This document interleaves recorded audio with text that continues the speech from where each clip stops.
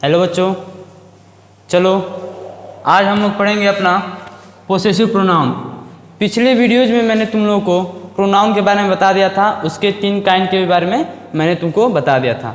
Personal pronoun, demonstrative pronoun and interrogative pronoun के बारे में मैंने तुम लोगों को बता दिया था। अब नेक्स्ट टाइप है हम लोग का possessive pronounce.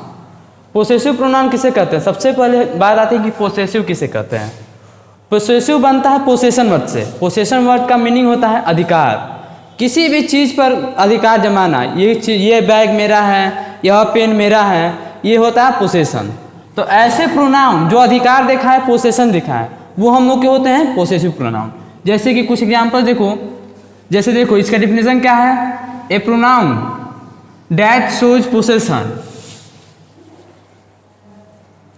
Is called possessive pronoun. ठीक है, मतलब कि ऐसा प्रोनाउन जो पोसेशन दिखाए, ठीक है, उसे हम लोग पोसेसिव प्रोनाउन कहते हैं। कौन कौन से? माइन, आवर्स, योर्स, ये क्या है? कुछ एग्जाम्पल है हम लोग के पोसेसिव प्रोनाउन के। जैसे देखो, दिस बुक इज माइन, यह बुक मेरा है। तो क्या कह रहा है? मेरा है। तो उस बुक पर किसका अधिकार है? मेरा अधिकार है। तो ये जो माइन है क्या हो जाएगा? ये पोसेशन दिखा रहा है, तो ये पोसेसिव प्रोनाउन हो जाएगा। ठीक है, अब देखो, दिस बैग इज योर्स, ठीक है, तो देखो यह बैग तुम्हारा है, तो उस बैग पर किसका पोसेशन है? योर्स, यानी तुम्हारा है। तो ये क्या हो जाएगा हम लोग का? पोसेसिव प्रोनाउन हो जाएगा। अब लेकिन इसका थर्ड वाला एग्जाम्पल देखो तुम लोग, दिस इज माई बुक, यह मेरी किताब है। तो यह जो माई है ये भी पोसेशन दिखा रहा है, लेकिन यहाँ पर एक बात ध्यान देने योग्य है। देखो, इसके बाद मैंने बताया था कि अगर किसी के बाद हम लोग का नाउन या प्रोनाउन आ जाता है तो वह वर्ड हम लोग का एडजेक्टिव हो जाता है। किसी वर्ड के बाद अगर नाउन या प्रोनाउन, तो बुक क्या है? नाउन है। इसके माई के बाद नाउन आया है, तो ये जो माई हो जाएगा क्या हो जाएगा? एडजेक्टिव हो जाएगा। तो ये कौन सा एडजेक्टिव हो जाएगा? पोसेसिव एडजेक्टिव हो जाएगा। इसके बारे में हम लोग एडजेक्टिव चैप्टर में अच्छे से पढ़ेंगे। ठीक है, ठीक है, ये पोसेसिव प्रोनाउन है। हेलो बच्चों, चलो हम नेक्स्ट टॉपिक पे चलते हैं। नेक्स्ट हम लोग का टाइप है रिफ्लेक्सिव प्रोनाउंस। रिफ्लेक्सिव प्रोनाउंस किसे कहते हैं? Reflexive pronouns are pronouns ending with self और सेल्फ्स। ऐसे प्रोनाउन जो सेल्फ या सेल्फ्स के साथ खत्म होते हो वो हम लोग का रिफ्लेक्सिव प्रोनाउन होता है। साथ ही के साथ और क्या? देखो, the door of the action is also receiver of the action. जो डोर है, डोर मतलब क्या? कर्ता, जो एक्शन करता है उसी को हम लोग क्या कहते हैं? डोर कहते हैं। ठीक है, जो भी काम कर रहा है उसका एक्शन खुद ही उसके ऊपर आ जाता है। ठीक है, जैसे कि एग्जांपल मैं तुम लोग को समझाता हूँ, आई हर्ट माई सेल्फ, मैंने खुद को चोट पहुँचा दिया। तो एक्शन हर्ट कर रहा है, इसके ऊपर ही पड़ गया कि नहीं पड़ गया? ठीक है, तो यही हम लोग का क्या हो जाता है? Reflexive pronoun. नाम से ही है रिफ्लेक्ट, उसके ऊपर खुद ही रिफ्लेक्ट होके आ जाता है, और साथ के साथ ये SELF के साथ, सेल्फ के साथ खत्म भी हो रहा है। तो क्या हो जाएगा? रिफ्लेक्सिव प्रोनाउन हो जाएगा। जैसे देखो, the dog licked itself, dog खुद को चाट रहा है। लिक्ड, तो खुद को चाट रहा है, खुद इस पे आया कि नहीं आया? आया ना? तो ये क्या हो जाएगा हम लोग का? रिफ्लेक्सिव प्रोनाउन हो जाएगा। ठीक है, नेक्स्ट है हम लोग का एम्फेटिक प्रोनाउन। एम्फेटिक प्रोनाउन भी कुछ हद तक रिफ्लेक्सिव प्रोनाउन की तरह होता है, बस इसमें डिफरेंस यह होता है कि यह किसी बात को, ऐसे प्रोनाउन जो किसी बात को बहुत स्ट्रांगली कहते हो, एकदम मजबूती से कहते हो।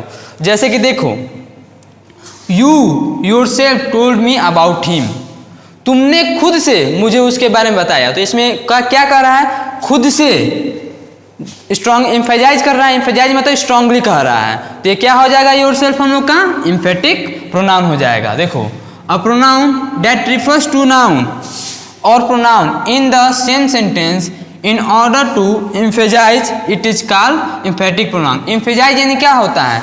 किसी भी बात को स्ट्रांगली कहना, ठीक है, मजबूती से कहना। तो you yourself told me about him, इसके बारे में तुमने मुझे खुद से कहा। तो स्ट्रांगली कह रहा है, तो ये क्या हो जाएगा हम लोग का? एम्फेटिक प्रोनाउन हो जाएगा। ठीक है, चलो बच्चों, अब हम अपने लेसन के लास्ट टॉपिक पे चलते हैं। हम लोग का टॉपिक है non pronoun agreement. Non pronoun agreement मतलब क्या, कि हम लोग किसी भी प्रोनाउन को किसी भी नाउन के थ्रू कैसे किसी सेंटेंस में यूज कर सकते हैं। ठीक है, कई बार बहुत सारी गलतियां हो जाती हैं जिसको हम लोग नज़रअंदाज करते हैं, लेकिन नॉन प्रोनाउन एग्रीमेंट में हम लोग सीखेंगे कि किसी भी प्रोनाउन को किसी भी नाउन के थ्रू कैसे यूज कर सकते हैं। जैसे कि अगर हम लोग का सेंटेंस में नाउन अगर सिंगुलर है तो प्रोनाउन भी सिंगुलर ही होना चाहिए। उसी तरह अगर नाउन हम लोग का मैस्कुलिन है चाहे फेमिनिन है तो हम लोग का जो प्रोनाउन है वो भी मैस्कुलिन या फेमिनिन ही होना चाहिए।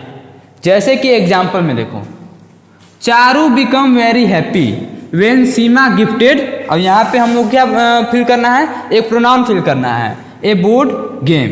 तो देखो यहाँ पर प्रोनाउन किसके लिए फिल करना है, पहले ये देखो, Charu became very happy, Charu बहुत खुश हो गई। व्हेन सीमा गिफ्टेड, सीमा ने गिफ्ट किया, किसको गिफ्ट किया होगा, चारू को ही गिफ्ट किया होगा। तो चारू क्या है, लड़की है, लड़की के लिए हम लोग क्या यूज करते हैं, सी यूज करते हैं, सी यूज करते हैं। लेकिन इसमें क्या है, हम लोग ऑब्जेक्टिव में यूज कर रहे हैं। तो मैंने तुम लोग को ऑब्जेक्टिव केस में बताया था कि सी का ऑब्जेक्टिव केस क्या होता है, हर होता है।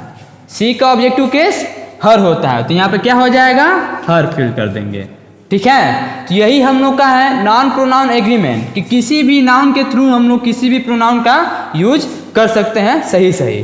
ठीक है, नेक्स्ट एग्जाम्पल में देखो, Divya and Rahul said that will be, यहाँ पर हम लोग को कोई प्रोनाउन फिल करना है, will be come home early today. तो दिव्या एंड राहुल ये दोनों मिलकर क्या हो गए, प्लूरल हो गए। तो यहाँ पर भी हम लोग का जो प्रोनाउन होगा वो भी प्लूरल होना चाहिए। तो हम लोग का प्लूरल प्रोनाउन कौन है, दे है। ठीक है, दे है। तो यहाँ पे क्या हो जाएगा, यहाँ पर हम लोग का सब्जेक्टिव केस है। ठीक है, तो they will be come today.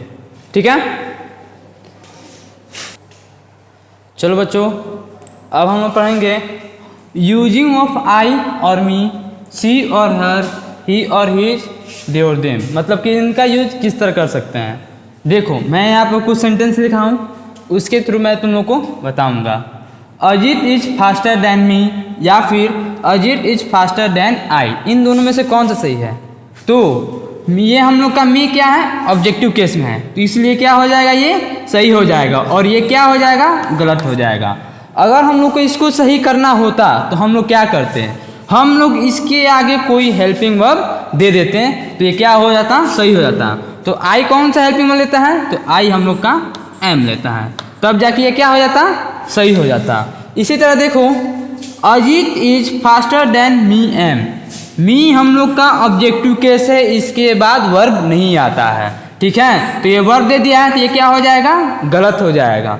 ठीक है, देखो Ajit is faster than I am, तो ये आई हम लोग का ये ले लिया है वर्ब, तो इसलिए क्या हो जाएगा, ये सही हो जाएगा। तो हम लोग एक ही सेंटेंस को दो टाइप में कैसे लिख सकते हैं, Ajit is faster than me या फिर Ajit is faster than I am. ठीक है, इसी टाइप में तुम लोग को बहुत सारे सेंटेंस दिए हैं बुक में, उसको तुम लोग पढ़ोगे और सारे एक्सरसाइजेस को करोगे। ठीक है।